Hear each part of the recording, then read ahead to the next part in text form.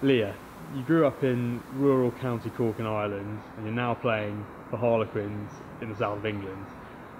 When and why did you start playing rugby? Started playing rugby at the age of 7 with my twin brother. We were brought down to our local club. My dad was coaching and basically was like, two of you, off you go, have a go, see how you get on. And started from then. Then basically when you become 13 in Ireland, you have to change and go to a girls team.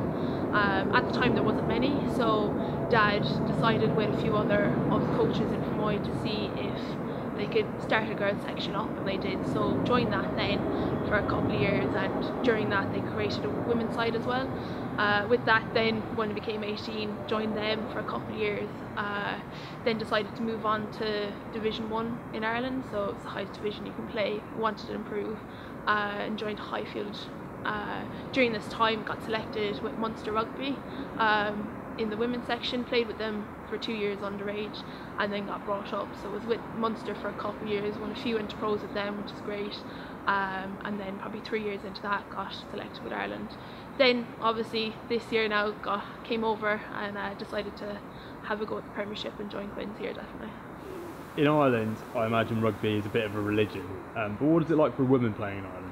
In Ireland, I suppose, at the start when I was growing up, definitely there wasn't a lot of women's teams, there wasn't a lot of underage teams, so you'd be joining in with the boys a lot. I suppose as I grow up now that they've started to build, and there's definitely a lot more women's teams, a lot more underage teams and stuff, and there's a lot of effort being put into the women's side of rugby in Ireland, and you can see it in the underage setups and going up through the leagues, definitely around Ireland. It's great. Was there an individual that particularly inspired you when you were younger playing rugby? I suppose growing up again, we'd have a great connection with Munster Rugby and the women's team. And when I was probably 10, 11, 12, my parents used to help out making food for them. So they'd train in the local club and we'd be always off helping out and, making food, getting tackle bags, whatever it was, watching the sessions always. So there'd always be a couple individuals like Amanda Green-Smith used to be playing at the time, and Fiona Steed was coaching them, and these are all Irish legends who played before, and when you're that age, definitely you're looking up at these girls, you're watching them train day in, day out. It's cool because you're like, at that age you're like, oh, I want to play with Munster, I want to play with these women. Obviously when you're 12 it's not not going to happen, but a couple of years at least you get inspired and you get the opportunity then to go for it and get selected. As a female front row forward, it's well known that you've received some unwelcome comments on the field. What advice would you give to a young girl looking to pick up rugby for the first time? I suppose for myself, I have had those comments this time last year during Six Nations and stuff, and I fought back against it. I think that's what we need to do as athletes. We're seen, we're profiled and stuff, and a lot of young people see us, whether it's playing on a pitch, whether it's on media, whether it's in a paper, it can be anywhere. And I think for us to fight back and give them a positive look on the game, I think that's a little side of rugby that happens. It happens to a lot of people, but I think if we can stand up against it and make a positive look and view at it for these young kids, whether you're small, big, tall, you can be fast, slow, it doesn't matter.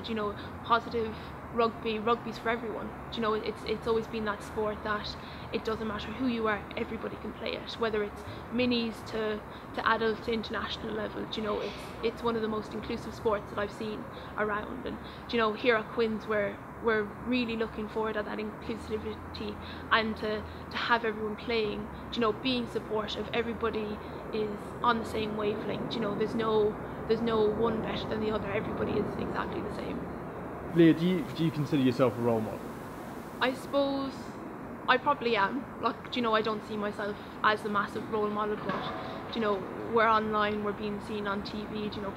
People are looking up to us, and we definitely have young kids aspiring to be us when they get older, and I think that's massive. I think for a lot of young kids, whoever they are. So you've been at Quins since the start of the season. What have been the highlights for you since you've arrived?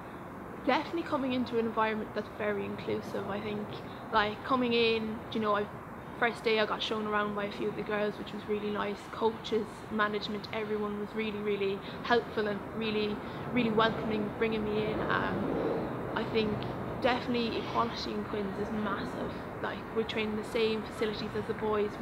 We get a lot of matches here at the Stoop, and our Game Changer coming up too. There's a lot of publicity about it, and you know, Quins are very helpful in promoting the women's game and the women's sport. Why is it so important to have as many people down for the Game Changer on Saturday the 30th of March? It gives us a great opportunity to showcase rugby, showcase women's rugby. Definitely here at the Stoop we're getting a great opportunity to play in our home stadium, and the Tiro's Premier 15s is a great league, and I think it gives us an opportunity to showcase our skills and show the league off to everyone who comes up. And you know, it's a great opportunity for young girls to see their idols from around the country, and you know, we'll have a lot of the English girls playing, myself, a few Scottish, Swedish, wherever they're from, they're here. You know, we're here to play, and we're definitely ready and waiting for a good crowd to come.